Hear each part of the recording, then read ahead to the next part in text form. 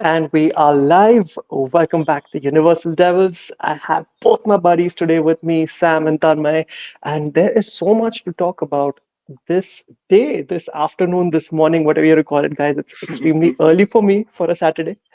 All thanks to Sam. All thanks It's to probably him. 2 in the afternoon for you, isn't it? It's a Saturday. I sleep till like 4 in the afternoon, so I'm going to complain a bit. I'm going to be a little crabby, but it's okay. It's all worth it.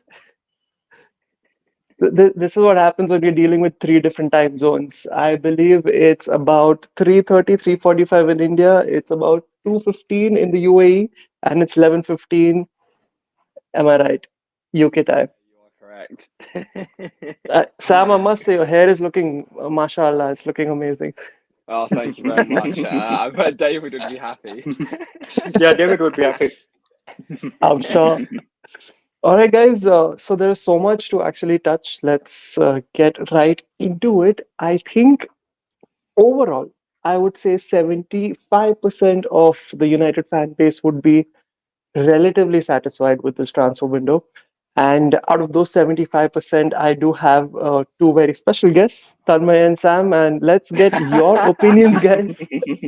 Let's get your opinions. How do you guys have your overall gist or feel of this transfer window that now that it's actually closed? Sam, you want to go first? Yeah, I think we've had a fantastic transfer window, to be honest with you. I think Jadon Sancho going was a need because it was never going to work with the club.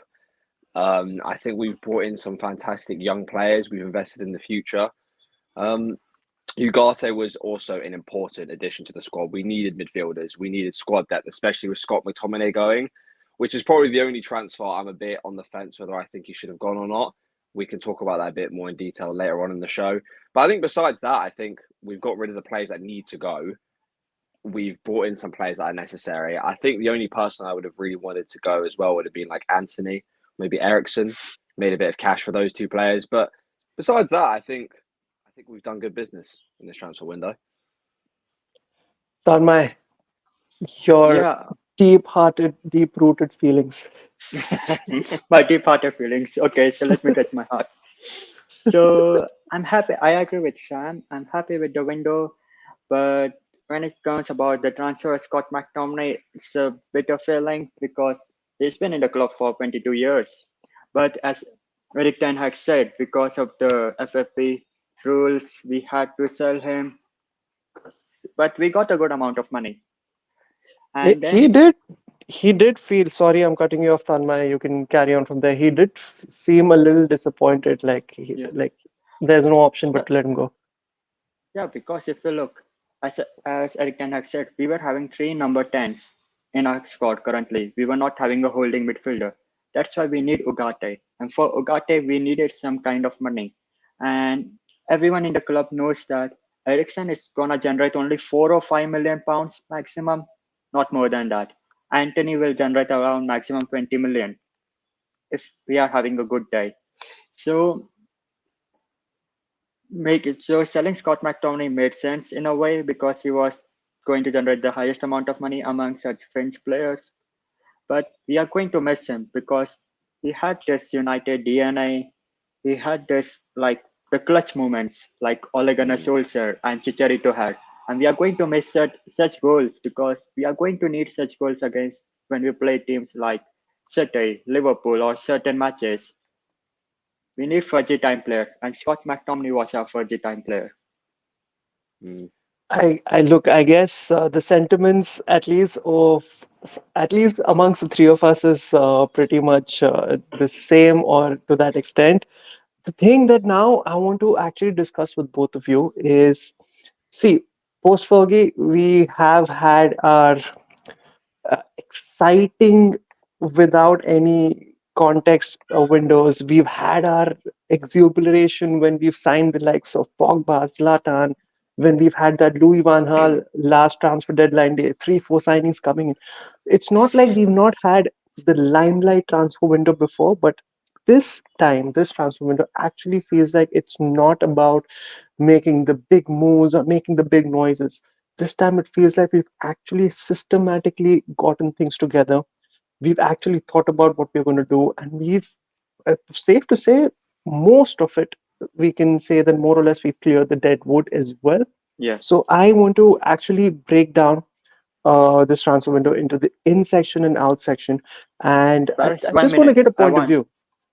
Yeah. Yeah. Yeah. Sorry to interrupt you. Just wanted to add a point. I completely agree with you. This transfer window became good because in previous windows, we were only focusing on ins. We were not focusing on outs. So that's why players used to stay in the club for 5 years, 10 years, like that. But in this window, we focused on ins and as well as focused on out. So that's why the Mm, window became better for us.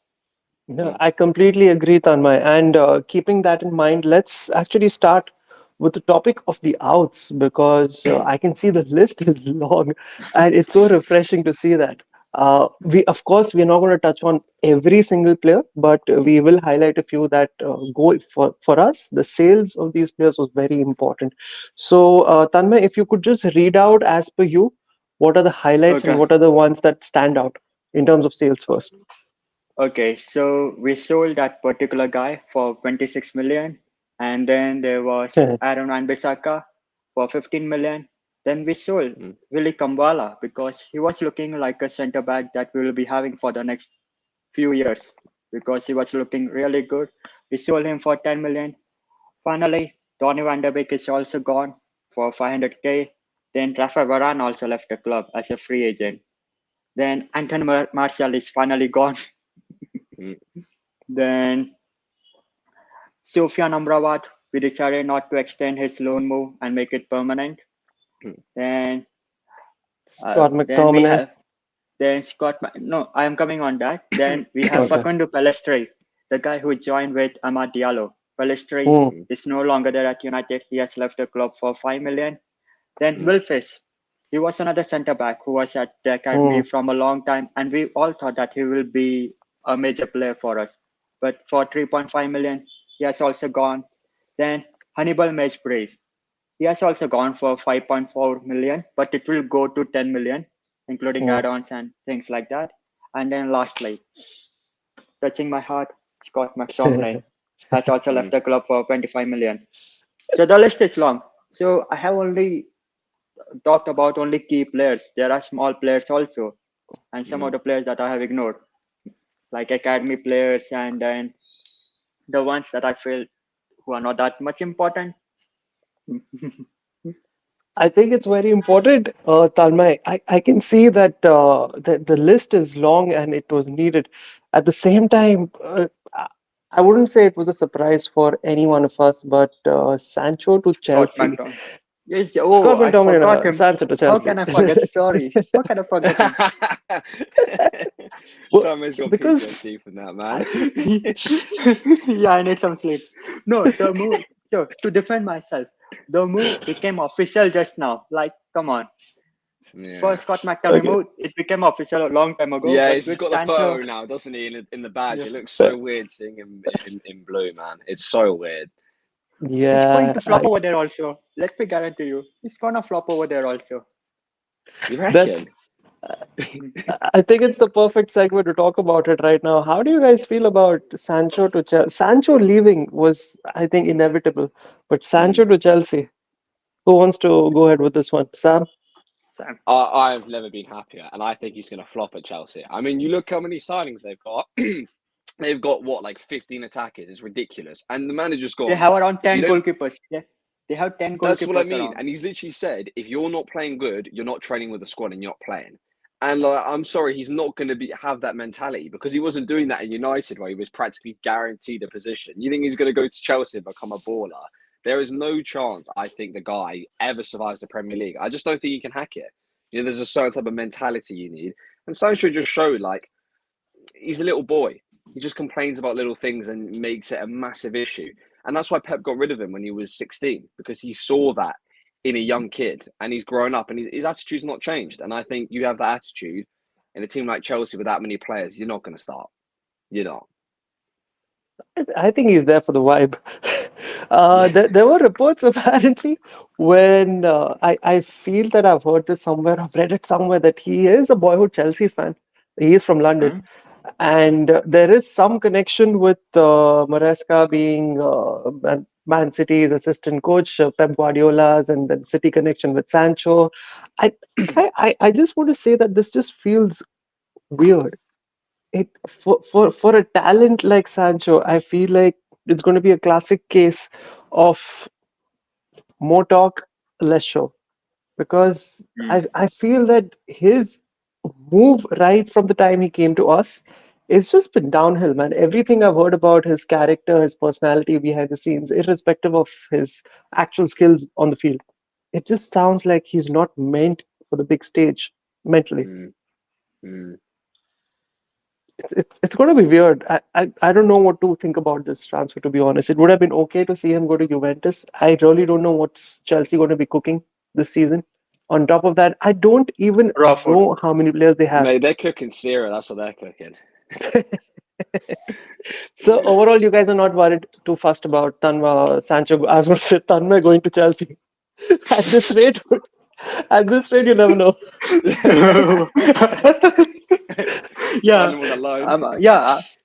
I will get a massive contract, like 10 years contract, 10 years contract, 200K a week, settle for next 10 generations. I will say.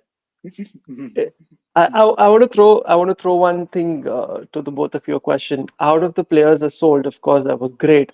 If you had to pick one player more that you wish would have left United this winter, who would it be? Oh, that's an easy one for me. Anthony all Sam. day, mate. That guy needs to go, man. That guy has to go, bro. Like, he's got So no it's aura, Anthony. man. Okay. For me, it's gonna be Ericsson.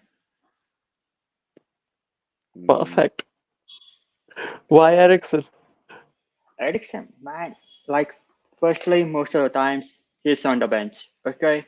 Secondly, when he comes on the pitch, like we all have seen his speed, mate. Like he looks like a 90-year-old woman trying to run on the pitch. So he struggles all around. It's very easy to win ball off Ericsson. And overall, like we can literally see that his career should have ended around 1 or 2 years ago. But he's trying to extend it at United. So I feel like if we release Ericsson, then we would be able to give chance to young players like Toby Collier, someone from the academy. So Ericsson is taking that particular space. Because if Ericsson is on the bench, you can't put Collier on the bench and you can't bring Collier in on the pitch because Ericsson is already there. So you have to prefer Ericsson over Collier.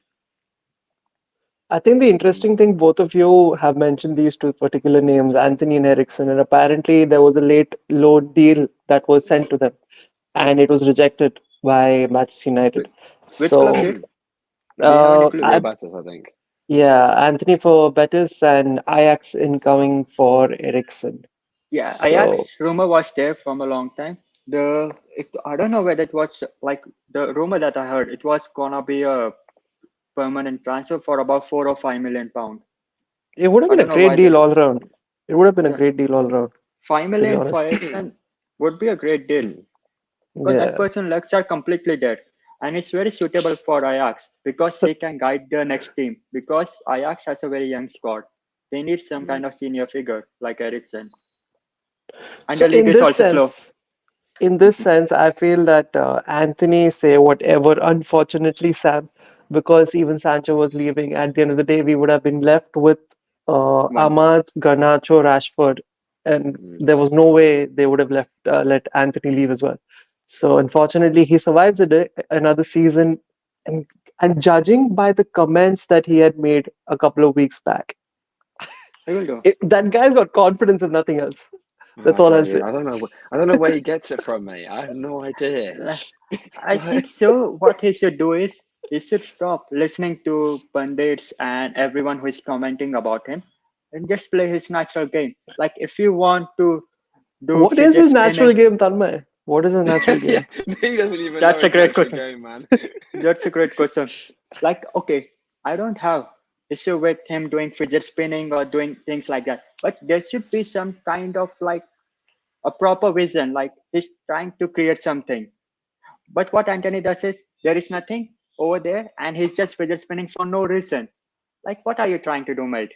Just give a backward pass or just pass on the other side of the pitch. Like, and then Nah, I just want, and then, but there is one thing that he has got.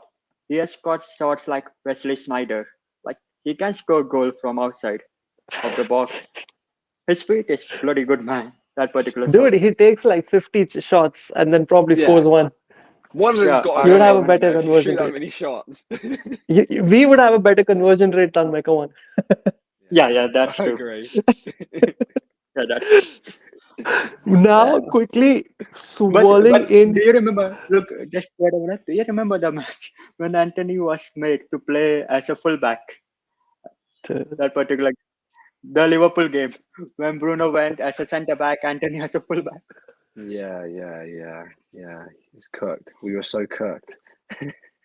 We Can you somehow won imagine the the match. situation? We won the match, but Exactly. Can you imagine the situation? Bruno centre back with Anthony left back, with and one God leg, knows what all, with one leg, with one one of the leg. leg of yeah, his leg got injured because we were Dude, cooked. I'm having flashbacks, especially when you're talking about the Liverpool game that we're going to preview now in some Totally, time. Mm, Delete, man. Uh, I just want to yeah. see Delete killing Liverpool players. Just kill them. I think Tanva has naturally segued us into the next segment that I wanted to discuss, which is actually the ins, the transfers that we've got in. And I'm not going to lie, guys, it looks good just to see that mm, list. I saw that list and it felt so good to see that. mm. We of course can dive into each and every one of them, but you guys want to point out the one significant transfer in that you think will make the difference this season? If you had Can to I go choose, first? if you had to Mm, choose, who? Mazarawi. Man, like he's such a underrated signing for 15 million, mate. The mm, kind of game he has given till now, like he deserves at least 40 to 50 million. Like I was not expecting him to be so good. mm. Like defensively, he's good. Attacking wise, he's good. He can do everything. Like just like Dolo, he can also play in midfield. The kind of game he has. Mm. Was it a surprise to see that we got a player like Mazraoui in for, I believe, cheaper than what we sold Aaron Wan-Bissaka for? Yep, yep. Yeah, I think so. He has a better all-round game than Yeah, all round. Wan-Bissaka.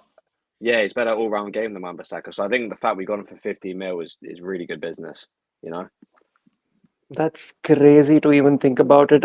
Sam, if you have the list with you, would you mind Yes. just mentioning the names? Yeah. So we brought in Matthias de Ligt from Bayern Munich on a double deal with Mazraoui. We bought Kone, who I believe is a young investment for the future. We've bought Manuel Ugarte, who is my personal favourite player that we've brought in. We bought Lenny Euro, who unfortunately is already injured for 4 months, which just sums up Man United's luck. And we brought in Joshua Zirkzee, who I think is another fantastic signing from Bologna.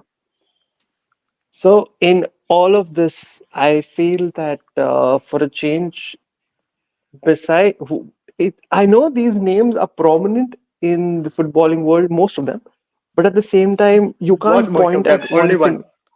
Whereas Who? what most of them? Only one. Delict is prominent. Whereas other people, Yeah, what is I guys? got back it.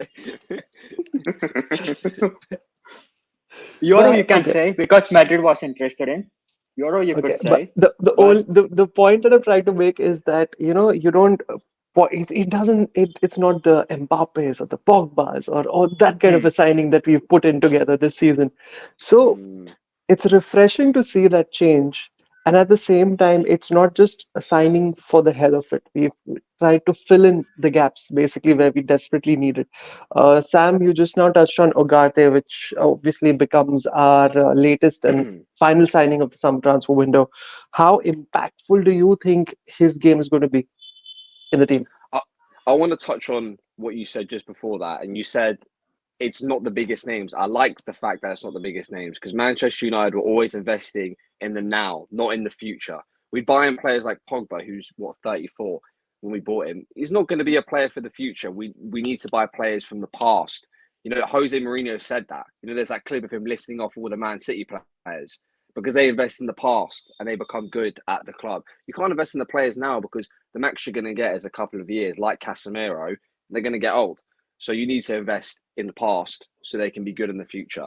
But to touch on Ugarte, I think, he had the best defensive stats last year in League One, and he had the best defensive stats in the season before. And that's exactly what we need. We need a player who can press. We need a player who can win the ball back.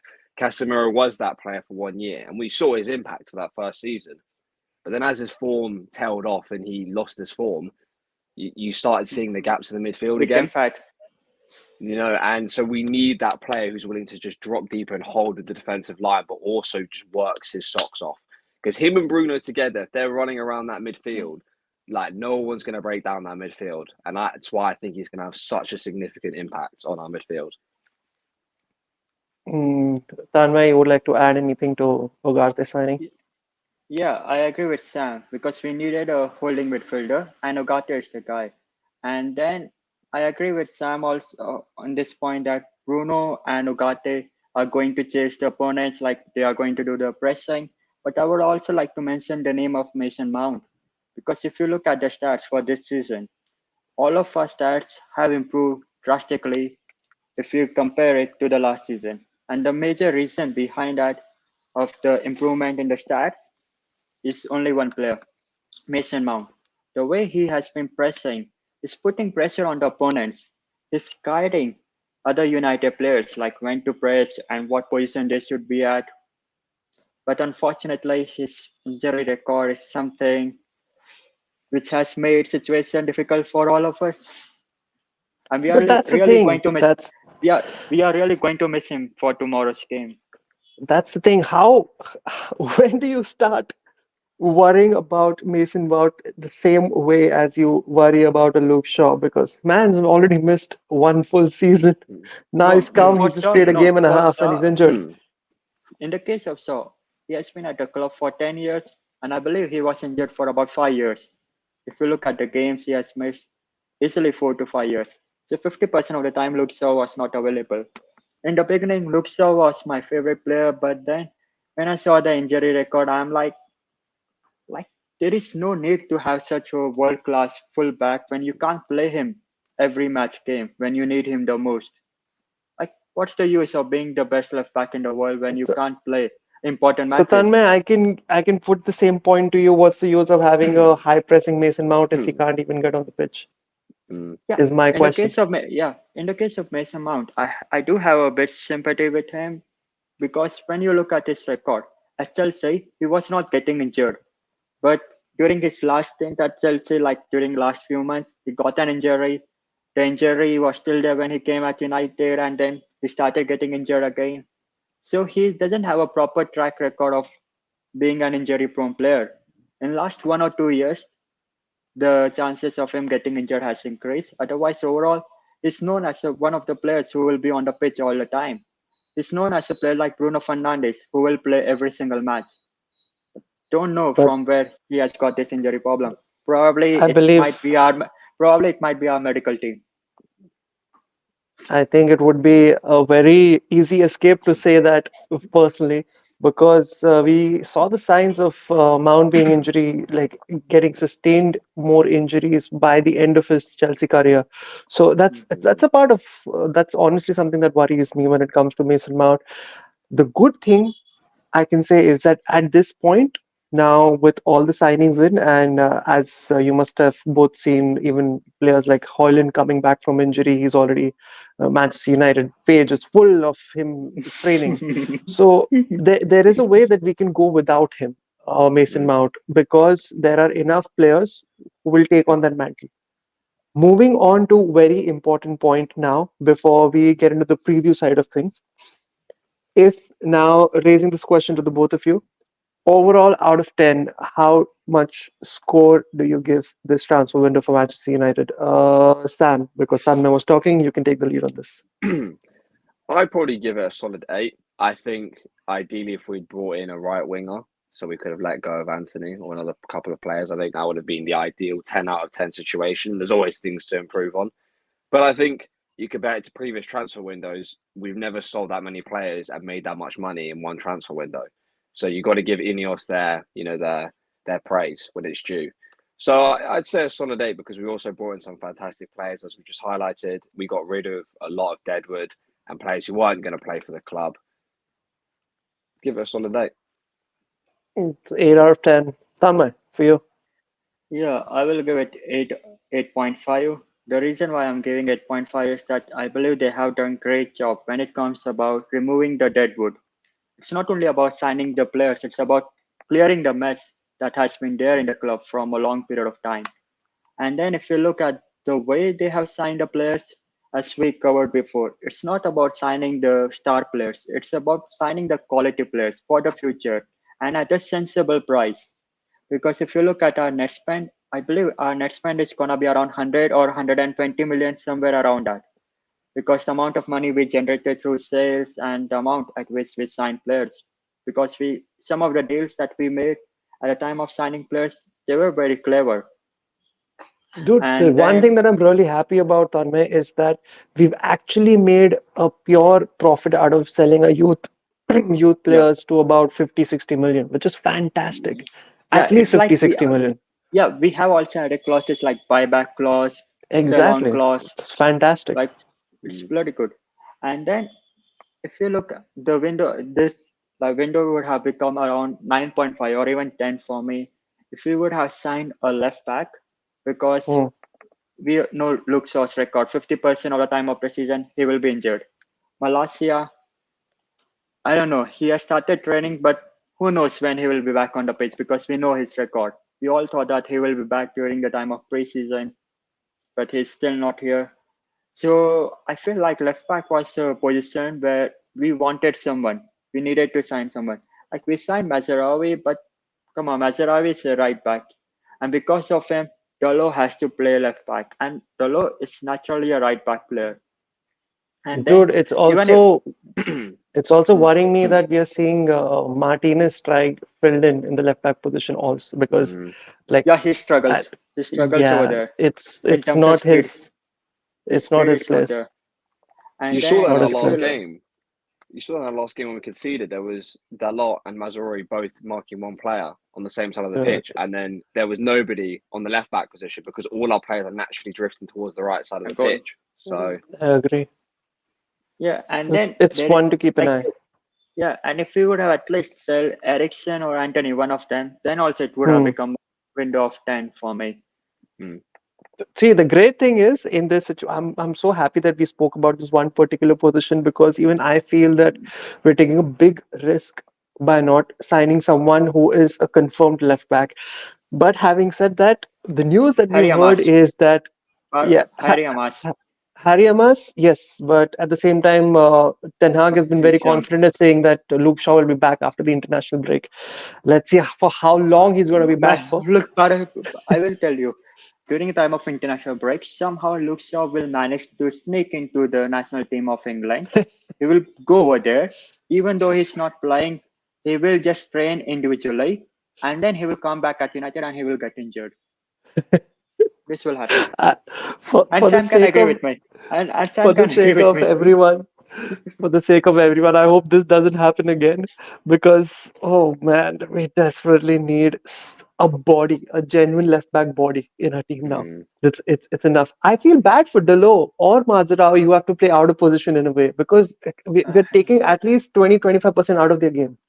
Like mm, with Dalo, like I can put him on right wing. You can put him on right wing. You can put him on right back. You can even put him on as a like more of a player who will be playing as a midfielder or something like that. The holding kind of position, because he has the game. Like he has great passing, he has great interception, he has the pace, he has the vision, intelligence. But to make him play at a left back position, it's unfair.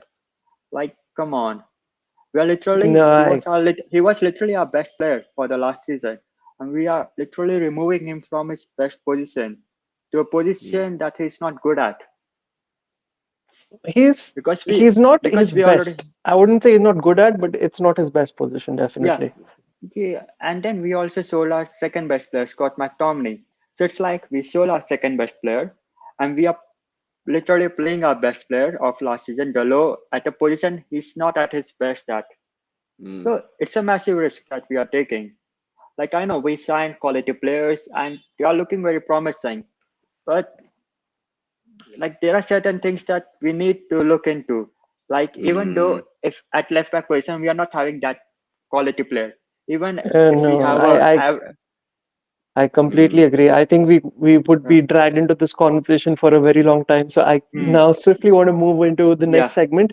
But before moving into the next segment, just 1 minute, I want to focus on the fact that unfortunately Lenny Oro got injured, but we mm. apparently were already aware that there is a risk of an injury when we got him. Do you think it would have been a different scenario if he still would have been fit for the likes of, say, Maguire and Lindelof? Lindelof Well, is we'd also certainly there in have the more club. squad depth, wouldn't we? We. I think that's what Manchester United is struggling with at the moment. The lack of squad depth. We get two injuries, and it's like, okay, who do we play in that position? Let's just chuck a right back there and hope that he can play. You know, and I think having him there would have given us more certainty at the back. And I think that's what we're really struggling with at the moment, with all these people getting injured. And I'm kind of looking at our team now, and I'm like, if another player gets injured, what are we going to do? Because then it all just starts crumbling, And so I think losing Yara was significant. It was a significant loss to the squad, which is why we had to sign Delit. And if we didn't sign Delit, we would have been fucked, to be quite frank. But I think, yeah, we're going to miss the likes of Yara in our squad, I think, for the beginning couple of months. It's going to be interesting when he comes back to what happens to the likes of Harry Maguire and Victor Lindelof. I think we would end up seeing a few January exits January exit. also. Mm. So Oh, this Victor this Lindelof. might be something to keep an eye I on. will do. Okay, guys, now quickly moving into what's going to come tomorrow, as early as tomorrow, the big one, the big game. It's Manchester United versus Liverpool, and there is so much to just think about and talk about when it comes to this game because it's early in the season, of course. It's only a third game. We've won one, we've lost one frustratingly. Liverpool are looking good. I'm not going to lie. I've seen the last two games. What's your first thought when you think about this game for tomorrow? Are you confident? Tanmay. Okay, so Liverpool has a new manager on a slot, so it's going to be a rivalry between two well-dressed, bald Dutch managers. So, yeah, but Ten Hag's a frankly better dress. speaking, yeah, he has. And if you look at the overall managerial career also, Ten Hag has been a better manager than Slot. And then if you look at our Mm. last games with Liverpool, we have played well against them. And then, like, come on, in terms of like excitement, because the last few years that has been with United, the thing that used to be there before, like during United game, we used to be excited or we used to be anxious. That kind of feeling is gone from me. Like it's dead. It's completely dead. So I'm just making myself ready for tomorrow with no feelings. Sounds like a man who's already accepted defeat. But it's the hope that kills a man. It's the hope that kills a man. Yeah, that's true. Sam, are you diving deep into the ocean with Tanmay when it comes to his confidence when it comes to this No, game I'm gonna tomorrow? be honest. I love it, but I feel like it's delusion, man. I feel like we're gonna get touched tomorrow because Liverpool just look so good. Like I expected them, right? I expected it to be like a Sir Alex, big managers going, they're gonna fall.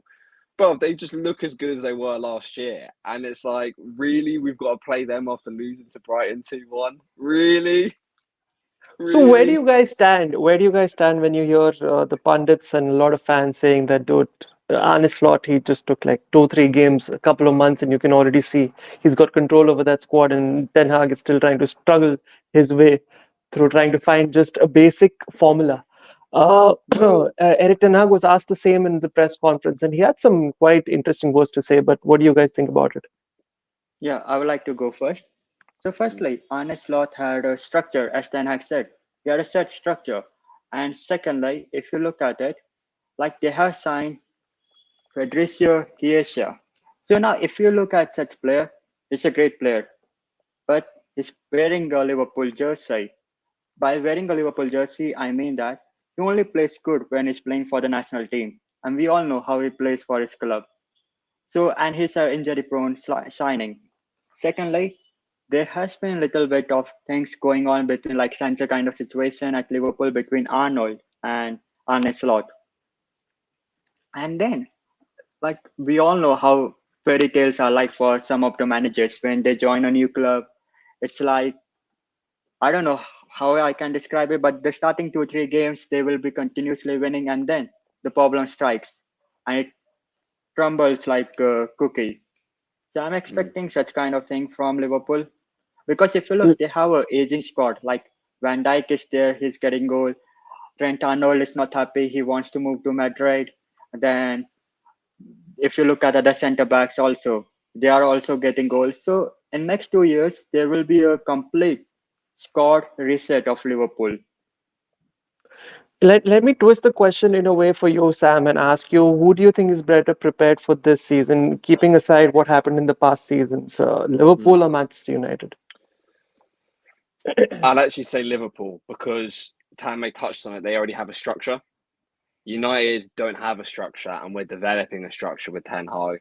If you look, Klopp's just given him a world class squad and gone, here you go, take it and perform with it. And so, yeah, they're aging. Yeah, they will need a rehaul in the future. But right now, if we're talking about the here and now, we're talking playing tomorrow. They have a world class team still with a structure that has Yes. worked for the last 6 7 years. So for me, they're going to be more prepared because it's the same players with the same mentality. If you ask me this in 2 years, I think Tanmay, you'd have a point because they're all going to age. Hmm. But right now, I think Liverpool are more prepared than we are, especially with the injury problems. And we're trying new tactics with two cams playing and trying to play them as strikers. But now Mount's injured, so we can't do that tactic anymore. It's like we don't have a solid foundation that we go, right, this is our lineup. This is our best lineup. This is how Manchester United play. If I were to ask you boys, how do Manchester United honestly play? Like, what's our structure? I don't think either of you could give me an honest answer right now. I That's just think the we've been truth. seeing what he wants to do more clearly over the last 2 games. The It's last 2 games. the But it Yeah, was it's because of quite Mason Mount's pressing. It was because of yeah, it's Mason Mount's becoming more pressing. evident. And now, if you remove Mason Mount, we have to see how we are going to play. Because currently, Mason Mount was leading the midfield and Bruno Fernandes was managing the attack. But as Mason Mount got injured and Joshua Xerxes is doing quite well. So what I think is that for tomorrow's game, what we can do is we can put back Bruno Fernandes in his natural position and bring in Joshua and let him start the I game. I think you've given us the perfect way to move this conversation forward. I would like to know both of your starting levels for tomorrow for Manchester United. Who wants to go first? Tanmay, you can go first. That's right. Ah. Give on the toughest question to me first. Go for it. uh, so yeah, I will start with Andre Onana because even though Alte is there in the club, it seems like he's not there. So Andre Onana will be there. Then Mazraoui will be there at left back. Then I want to see a combination of Maguire along with I'm not sure whether it should be Martinez or Delict because both of them are looking good. And then Okay, so this, uh, just to clarify, is this your team that you want to see, or is this your predicted lineup of what Ten Hag will this is place? gonna be my predictive lineup. Okay. But my predictive lineup, I will say if I want to select one player, like at center back, it's gonna be Maguire and Martinez Hmm. because it's a big game. So I think so. Delict will come in the second half, as he always do, for this season. And then at right back, we are gonna have Dalo. Then we are gonna have in midfield Casemiro, Kobe Menu, then Bruno Fernandes, then Joshua Zirkzee as our centre forward, then Rashford and Garnacho. Rashford, Garnacho, Joshua Zirkzee. What did you say about the midfield again? Casemiro, Menu, Cassie and Meno, and for and Bruno. Okay. Bruno. Dude, So, before we move into Sam's 11, the only thing I would like to say is that knowing Ten Hag, yeah, it could possibly be Maguire, but he was directly responsible for the first goal. Like, Mm. pretty much yeah, he, the person yeah, he responsible for the cleared the first ball. goal. But there is one more thing that I forgot to touch. For tomorrow's game, like in terms of United, we have only one injury, which is Mason Mount. And then in terms of availability, Victor Lindelof is not available. Then Hoylund is not available, and Malasia is not available. And then recently, as Sancho and Scott McTominay have left the club, so our Mm. squad has become little thin, like compared to the previous match day against Brighton. And in terms of Liverpool squad, they have only one injury, which is Curtis Jones. Otherwise, they have a same squad as their last game. Okay, we will talk about Liverpool as well. Sam, what about you? What do you think the starting 11 is going to be? Yeah, I think Tammy raises an interesting point. I just want to quickly touch on. We don't have a lot of squad depth, so I think we're going to suffer if we get injuries. In terms of the squad, ideally, I'd love to see Martinez and Delip. I think that would be a really fun pairing to see, but I don't think he'll take that risk on such a big game. They've never played together, and that'd be a big task to be like, right, let's put you in for Manchester United on your first. You've literally never, barely had any minutes at the club play against Liverpool. I think that'd be a massive ask. So I think it will be Martinez and Maguire, even though Maguire had a bit of a stinker in his last match. I completely agree with the midfield and the attack. I believe that's how he'll line up. And I think he might switch the fullbacks and play Dalot on the right, Mazori on the left, or he'll probably rotate them as the game goes on. But I think Tan may sort of hit the nail on the head there with the squad. I don't really see how else we'll line up. If you had to make just a point that I would like to add, because Eric Ten Hag definitely snapped back at Shearer's comments about Marcus Rashford and how it was stupid of his analysis to think that I dropped him because he was playing bad. Rashford or Ahmad? That's a real conversation that we can have, guys. I will go with Rashford. Yeah, I The think reason Rashford's. behind that is very simple. Because if you look at Rashford, our attack is very young. We need certain kind of experience. And now when you put Garnacho and Ahmad together on the pitch, it's like two young attackers. It gets very difficult. So we need Rashford. Even though if he's not firing that well, he's playing awful. We need Rashford. We don't have any other option left with us. If you personally ask me, I would drop Rashford for Ahmad because I think it's been 2-3 years since we are having the same discussion when it comes to Rashford, and it's about time that we give the full confidence to a lad who has. It's not like he did not play as good as he could have, but he did play well, and he scored a Paris, goal. just one question. The Yeah, match against Brighton, Ahmad Diallo yeah. performance. Just look at his. It was Just it was as good as try to vision his Rashford's performance. yeah, try to vision his entire performance. Hmm, Take out that particular goal because it hmm, got deflected in. Take out that hmm. particular goal, and his performance will be completely flat. There was nothing other than that particular goal. No, no, I completely agree with that. Yeah, But I feel that it was as good as Rashford's performance. yeah, And in the previous game, Ahmad played a little better than Rashford. yeah. So He played better. First game he was good. Second game he scored a goal. But I will still say it's too much to ask from him because he's very young. And with young players, we have to be very careful because Mm, with Ahmad, the kind of way he acts, he likes like a innocent, like kind of guy. Whereas Garnacho is more like aggressive. It's like put me inside the cage. Whereas Amad Diallo doesn't have that kind of personality. So when it comes to talk about letting Garnacho start such crucial matches, I'm like 100% put him in because he has that kind of mentality. Whereas I don't think so. Amad Diallo has that certain mentality right now. So we need to I nurture think him. We need to protect him. I think the scary thing now is to think about it that probably Rashford does get the nod because of what he's done against Liverpool and yeah, because of what he's Yeah. usually performed against the big teams. But just a food for thought overall for to both of you guys. Imagine going into the season, now that I think about it with our wingers. Rashford, you never know what will happen with him this season. Garnacho, of course, rising. Ahmad rising, but still people are not really sure about if he can actually take the first spot in the first team. Mm. And then Anthony. These Yeah. four are our actual options on the Yeah, wing for this season. our wing department is very weak. It's very yeah. weak. We need to sign a winger in the January window.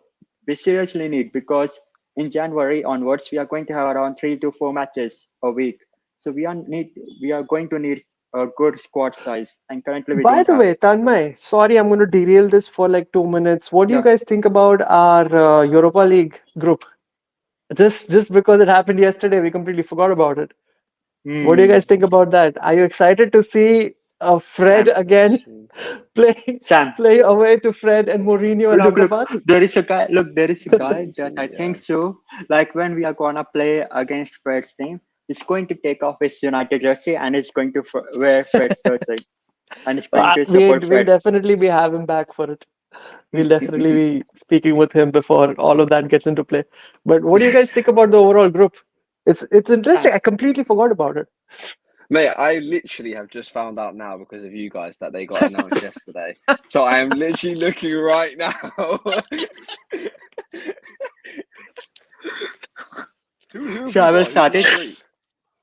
So Sam, So what do you think about the group then, Sam? Because you didn't know jack shit about it, your reactions are going to be yeah, natural, hilarious. clearly. Yeah, Wait, you wait, can't wait, find wait. it. Let me help you out. Manchester I United think Madrid Sam, squad. by our conversation, you would have known we will be playing Jose Mourinho's Fenerbahce that has Fred and Amrabat now in the team. Yeah, imagine he scores a hat trick against us. I will actually cry if that man Dude, we does are that. away for that game. You never know. Don't even say that, bro. Yeah, they've got a Yeah, really interesting new layout, don't they? Oh my god, it's just so strange. We're playing what, one, Yeah. two, three. Don't know about So this. just for if you guys are not aware, I believe Tanmay will be for the fans who are not aware, they've completely changed and revamped the entire system. Each team is going to play 8 games now, 4 home, 4 away, and it's going to be 8 different teams. It's not like you're playing against home and away with the same team. And after that, it will be like a group table. Then they'll proceed into the knockout stages. So it's a little revamped. It looks interesting. At least we will get to see like different teams this time. So yeah. so, There's Porto, Yeah. there's yeah, Fenerbahce, I yeah. believe. So look, so it's gonna be Rangers that we are gonna play at home. Then it's gonna be Yeah. Porto away. Then we are gonna have PAOK home. Sorry about I don't know how to say the name. Then it's gonna be Fabrance away. Then we are gonna have Bodo home. Then we are gonna have Victoria. How do we say this? Pleasant away. Then we are gonna have FC 20, 20 or 20. I don't know, man. It's gonna 20. be home, and then it's gonna be FCSB away. Like, is that a real football club? FCSB. What? So how do I you don't know, like our man. chances? How do you guys like our chances at the group stage Can I of the go Europa first? Can League? I go first? Yeah, Can I yeah, go go for first? it. Go for it. So, like with Rangers, we are gonna easily defeat them, and then Febrance, it's gonna be away match, and we all know our record in Turkey. Like, we always lose over there. So we are gonna lose the match again because I don't know, man, what happens with us whenever we go to Turkey. And then with other Imagine teams, if mm, Mourinho gets Ten Hag sacked if we've been playing shit Oh all these my games. god. That will come full circle, won't it? Could you imagine that? He Imagine gets us that. sacked. Fred scores a hat trick. Like I'm retiring, boys. I'm And then done. Mourinho goes to the camera. then Mourinho will show the number of trophies he won at United. Yeah. And then Okay, and guys. and Par no Paras, one Yeah, more minute. So and then yeah. remaining matches that we have, I will say that it's gonna be tough because we all know our record against small teams when we play in Europe. We always lose against them somehow. I don't know how it happens, but we always struggle to win against them. It's going to be interesting, dude. It's going to be interesting. And before we close in for the day, I just need, very importantly, your predictions, your score predictions for tomorrow's game. Sam, I don't know if I you've can already say this. said United are going to get their asses whooped, but what's your score prediction? I think it might be quite bad. I reckon 3-1. I think we'll get lucky and win this Whoa. 3-1. We might get one goal, but I think they're going to batter us, Uh, to be honest. damn, Sam, I thought you were going to be like, no, I was just kidding. We're going to win. We're going to screw them over. But Boys, I clearly, had that's so not the much point. confidence at the beginning of the season, and then after Brighton, I'm like, yeah, okay, we've got Liverpool next. It's not looking good, boys. Tanmay, It's are you not going to looking lift good, the bro. mood? Tanmay, you're gonna lift the Oh, mood or no? I'm not gonna lift the mood because like United has literally killed me from inside, We're guys. so cooked. We're so cooked. What? You're cooked. Guys, we So played well. okay, so Paras, just to make you happy, I will go with prediction of 2-1. We are gonna score 2 goals. Somehow, I don't know who's gonna score because I can't see anyone scoring goal from our side. Honestly, Come if on, Scott come on, McTominay come was on, there, guys. at least I could have said that Scott McTominay might have scored. But right I now, I I can't think see a player scoring goal.